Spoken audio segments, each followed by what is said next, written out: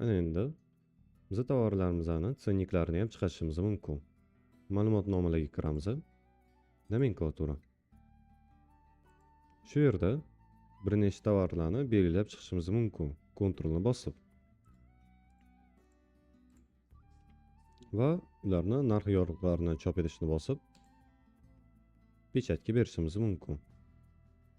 Shu yerda shablon joyida bizda shablon razmeri tanlanadi. Ya'ni 58 ga 30, 30 ga 20 yoki boshqa razmerlar. Printerni tanlashni bosib biz kerakli printerni tanlab olishimiz mumkin. Bu yerda undan tashqari narxlarni ham o'zgartirishimiz mumkin va miqdorini ham to'g'rilashimiz mumkin. Masalan, kartoshka uchun menga 3 ta tsennik kerak. Yoki miqdorini o'rnatishni bosib, har bittasini ikkitadan chiqarish kerak deyishim mumkin. Shu yerda oldindan ko'rishni bossangiz, bu yerda tsennikni ko'rinishi chiqib keladi. Orqaga qaytamiz va chop etishni bossak, pechat beraveriladi bizda. Bundan tashqari, pechatni nomenklaturani o'zida emas, kirim paytida ham qilish mumkin.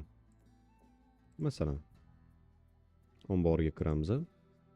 Xaridlar kontragentdan kelib tushgan. Bitta kirimimizdan ichiga kiramiz.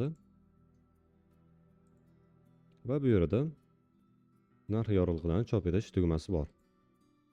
Shuni bosganimizda bu tanish bizda oyna ochiladi.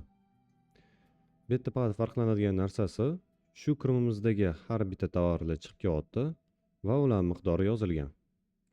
Kirimni o'ziga ham qarab ko'rsak, Jaguardan 12 ta, suvdan 8 ta dona va kartoshkadan masalan 22 kilo yozilgan.